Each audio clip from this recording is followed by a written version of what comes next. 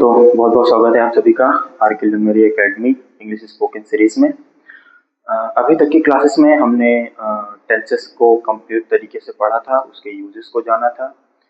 अब इसके बाद हम लोग मॉडल्स पढ़ने वाले हैं। लेकिन उससे पहले कुछ इम्पॉर्टेंट टर्म्स हैं, कुछ इम्पॉर्टेंट वर्ब्स, हेल्पिंग वर्ब्स हैं जिन्हें हम देखेंगे। तो चलिए शुरू करते हैं। जैसे कि हमने नाउन प्रोनाउन वगैरह पढ़े होंगे। नाउन तो हम सभी जानते हैं, किसी चीज के नाम को हम नाउन बोलते हैं। जैसे जो मेरा नाम है वो नाउन है, आपका नाम है वो नाउन है, किसी गाय का हमने कुछ नाम रख दिया वो नाउन हो गया। ठीक। अब हम बेसिकली बात करते हैं सबसे पहले प्रोनाउंस की। ठीक है। प्रोनाउंस में हम ले सकते हैं, मान लीजिए हमने ही ले लिया। ठीक।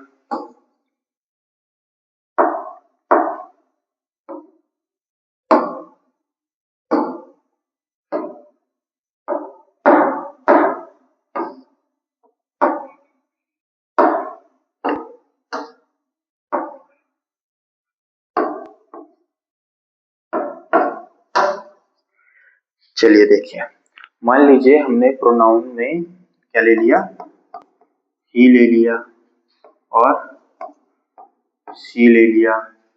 ठीक है, ही और सी मान लीजिए हमने ले लिया। अब एक चीज आप ये ध्यान रखिए कि जब भी हम इंग्लिश जो पढ़ रहे हैं, ये हमारी इंग्लिश स्पोकन है। ठीक है, हम इसको बोलने के पर्पज से पढ़ रहे हैं। बात समझिए, हम इसको इंग्लिश बोलने के पर्पज से पढ़ रहे हैं। हम कॉपी में लिखने के लिए या फिर कहीं एग्जाम में लिखने के लिए, इन सब चीजों के लिए इंग्लिश हम नहीं पढ़ रहे हैं, हम बोलने के पर्पज से पढ़ रहे हैं। तो अगर ही और शी की बात करूं तो इन दोनों का मतलब होता है वह। क्या मतलब होता है? वह। अब आपने एक वर्ड और सुना होगा, यह। वह और यह। अगर मैं आपसे ये पूछूं कि इन दोनों में अंतर क्या है, तो आप ये बोलोगे कि अगर कोई हमारे पास में खड़ा है या फिर कोई चीज अगर हमारे पास में है तो उसको हम यह बोलेंगे, कोई अगर हमसे दूर है तो उसको हम वह बोलेंगे। लेकिन इंग्लिश में ऐसा नहीं होता। अगर हमें किसी पास खड़े इंसान के बारे में बात करनी है तब भी हम ही और शी का यूज करेंगे। किसी दूर खड़े इंसान के बारे में बात करनी है तब भी हम ही और शी का यूज करेंगे। ठीक है, सिंगुलर्स के लिए। ठीक। अब देखिए, मान लीजिए मेरा दोस्त है, ये मेरे बगल में खड़ा हुआ है मान लीजिए। तो मैं ये नहीं बोलूंगा कि हिंदी के लिए कि मैं उसका ट्रांसलेशन ढूंढने जाऊंगा कि पास के लिए क्या होगा। ठीक है, तो पास में है तब भी मैं ये बोलूंगा, अगर लड़का है तो ही इज माई फ्रेंड। अगर मुझसे दूर है तो भी मैं यही बोलूंगा कि ही इज माई फ्रेंड। ठीक है, उसके लिए यह और वह की मीनिंग आप मत ढूंढिएगा। ठीक, ये हो गया ही और शी के लिए। अब हम बात कर लेते हैं इट की। किसकी? इट की।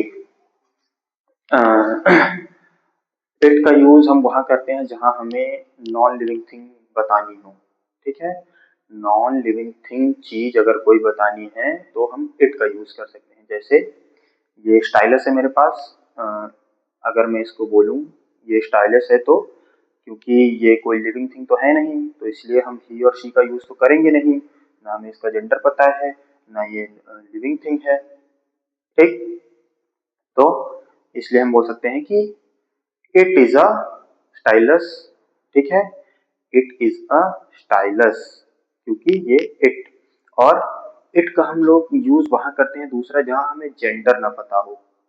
ठीक है, जहां जेंडर ना पता हो।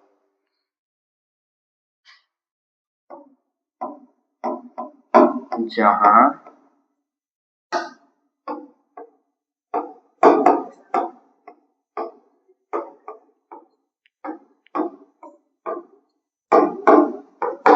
ठीक है, जहां हमें लिंग के बारे में ना पता हो कि वो पुल्लिंग है या स्त्रीलिंग है।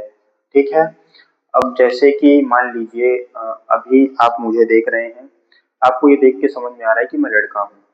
ठीक है, और अगर मान लीजिए मेरे ही सेम हाइट की अगर कोई लड़की यहाँ पर खड़ी हो तब भी आप उसको देख के समझ जाएंगे कि वो लड़की है। लेकिन मान लीजिए कोई छोटा बच्चा है, ठीक है, किसी की गोद में कोई छोटा बच्चा है। अब जनरली जो छोटे बच्चे होते हैं उन्हें देख के पता नहीं चलता वो लड़का है या लड़की है, ठीक है। तो उस जगह पर हम इट यूज कर सकते हैं। जैसे एग्जाम्पल के लिए अगर हम देखें तो छोटे बच्चे के लिए हम क्या यूज कर सकते हैं, चाइल्ड। चाइल्ड मतलब बच्चा, चाइल्ड का मतलब बच्चा। अब अ, हम बच्चे के लिए अगर हमें बोलना हो कि यह बच्चा है या यह एक बच्चा है, तो हम वहां पर बच्चा हमें ये थोड़ी पता होता है कि वो पुल्लिंग है या स्त्रीलिंग है, ठीक, हमें नहीं पता होता इसके बारे में। तो हम वहां पर क्या यूज करेंगे, इट यूज करेंगे। तो इट इज अ चाइल्ड, ठीक है। क्या हो जाएगा, इट इज अ चाइल्ड, यह एक बच्चा है। बात समझ में आई। इसी तरह मान लीजिए हम किसी जानवर को देखते हैं, जानवर है, मान लीजिए गाय है या बैल है। अगर पास में है तब तो आप देख के समझ सकते हैं, लेकिन अगर बहुत दूर खड़ा है, आपको बस वो जानवर दिख रहा है, तो दूर से तो ये नहीं समझ में आता वो गाय है या बैल है, तब भी हम वहां पर इट यूज करते हैं, ठीक है। ये समझ में आया इट का यूज। अब उसके बाद हम लोग क्या दे सकते हैं, उसके बाद हमें देखना है दिस, दैट, these और those, दिस, दैट, these और those, ठीक है। जो पहला वर्ड है दिस, दिस का मतलब क्या होता है, यह। और एक चीज और ध्यान रखिए, ये जितने भी वर्ड हैं ये ही और शी से अलग है, ठीक है। ही और शी में मैंने बताया यह और वह के लिए सेम वर्ड यूज होता है, कोई अलग यूज नहीं होता, लेकिन इनमें अलग यूज होता है, ठीक है। दिस का मतलब होता है यह और दैट का मतलब होता है वह। दीज का मतलब ये सभी, एक से ज्यादा के लिए। और दोज का मतलब होता है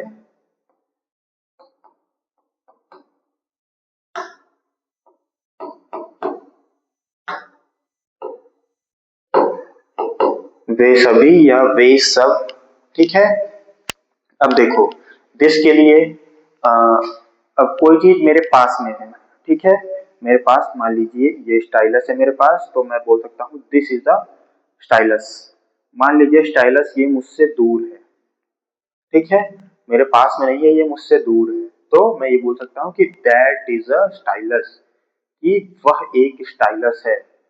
ये हो गया दिस इज अ स्टाइलस और दैट इज अ स्टाइलस। बात समझ में आई। अब उसके बाद मैं बात कर लेता हूँ दीज और दोज की। मान लीजिए अभी तो ये मेरे पास केवल एक स्टाइलस है, मान लीजिए मेरे पास एक से ज्यादा है, दो है, तीन है, चार है, मान लीजिए मेरे पास चार स्टाइलस है। तो अगर चारों स्टाइलस मेरे पास हैं तो these are stylus, these are stylus. क्या, दीज, क्योंकि एक से ज्यादा है और मेरे पास है इसलिए दीज आर स्टाइलस। और एक से ज्यादा हैं, चार पांच हैं, मुझसे दूर हैं, तो दोज आर स्टाइलस। क्या हो जाएगा, दोज आर स्टाइलस। तो दिस का यूज वहां पे जब कोई चीज सिंगुलर हो और मेरे पास में हो, हमारे पास में हो, तो वहां पर दिस। दैट का यूज जब कोई चीज सिंगुलर हो और हमसे दूर हो। और दीज का यूज कोई चीज एक से ज्यादा हो और हमारे पास हो तो दीज। और कोई चीज एक से ज्यादा हो हमसे दूर हो तो दोज, ठीक है। अब देखो ये हो गया, कुछ बेसिक जो चीजें थी वो हो गई। अब इसके बाद कुछ चीजें आप और देख लीजिए।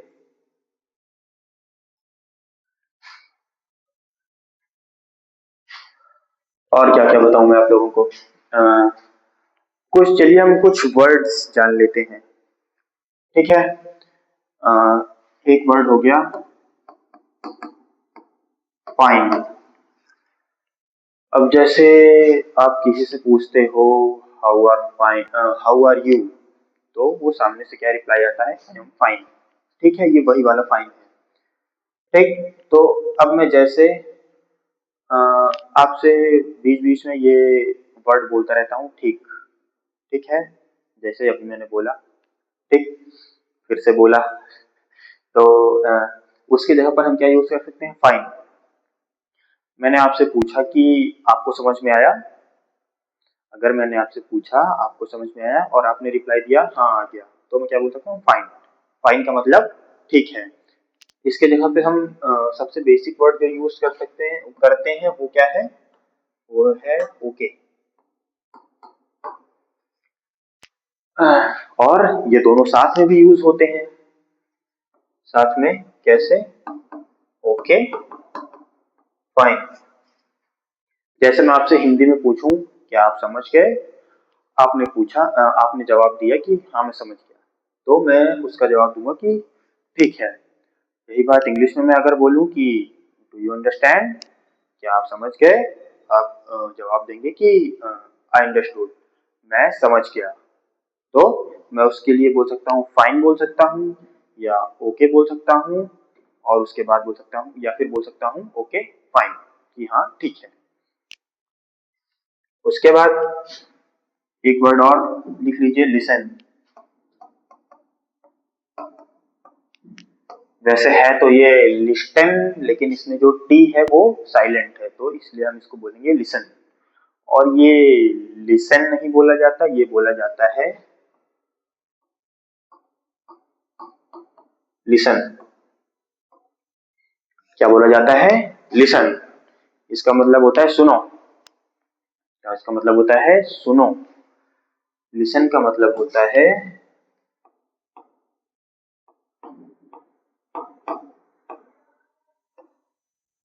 सुनो। ठीक है। अ, अभी मान लीजिए ये तो ऑनलाइन क्लास है। अभी मान लीजिए ये ऑफलाइन क्लास होती। ठीक है, तो ऑफलाइन क्लास में क्या होता है कि हम पढ़ाते रहते हैं, बच्चे बीच बीच में बात करना शुरू कर देते हैं, तो हम उसके लिए बोलते हैं कि चुप रहो और सुनो। तो चुप रहो की मीनिंग तो हम बोल सकते हैं कि शट अप, या फिर shut your mouth and listen, और सुनो। ठीक है।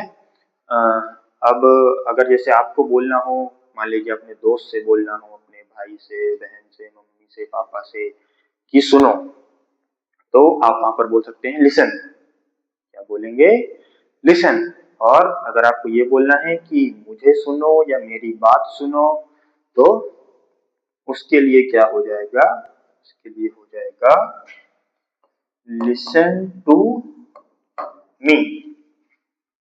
क्या हो जाएगा, लिसन टू मी, यानी कि मुझे सुनो या मेरी बात सुनो। ठीक है। अब और यू का यूज तो आपको पता ही होगा, तुम या आपके लिए यू का यूज करते हैं। और प्लीज का यूज किसी से आग्रह करने के लिए, ठीक है, किसी से विनती करने के लिए। अब जैसे ये लिखा हुआ है लिसन टू मी, क्या लिखा हुआ है, लिसन टू मी। इसका मतलब हो गया कि आप किसी से बोल रहे हैं कि मुझे सुनो या मेरी बात सुनो, और आपको अच्छे से बोलना है तो आप बोल सकते हैं प्लीज लिसन टू मी। कृपया मुझे सुनो या कृपया मेरी बात सुनो। ठीक। अ, अब इसके बाद जैसे मैंने आपको बताया ओके के बारे में, ओके ठीक है, फाइन ठीक है, दोनों का मतलब सेम, लगभग में सेम ही होता है। अ, और मैंने आपको वर्ड्स के यूज बताए, ही शी इट, और दिस दैट दीज दोज। इनमें सबसे ज्यादा ध्यान देने वाले जो वर्ड्स हैं वो मैंने आपको जो बताया वो दिस दैट और दीज दोज हैं। इन चारों वर्डों को आप अच्छे से याद रखिएगा, क्योंकि बाकी चीजें तो हमें पता रहती हैं, बचपन से ही हम पढ़ते आते हैं। लेकिन ये जो दिस दैट और दीज दोज हैं, इनमें अक्सर हम कंफ्यूज हो जाते हैं कि किसका यूज कहाँ पर होता है। तो एक बार फिर से मैं आपको बता दूं कि दिस जो है वो कोई चीज अगर हमारे पास में है और सिंगुलर है तब दिस का यूज होगा। कोई चीज हमसे दूर है और सिंगुलर है तो दैट का यूज होगा। कोई चीज एक से ज्यादा है और हमारे पास में है तो दीज का यूज होगा। कोई चीज एक से ज्यादा है और हमसे दूर है तो दोज का यूज होगा। ठीक, तो ये थी हमारी आज की क्लास। और आज की क्लास आपको कैसी लगी आप ये जरूर बताएं, और आपका जो भी सवाल है आप पूछ सकते हैं। मिलते हैं नेक्स्ट क्लास में, तब तक के लिए धन्यवाद।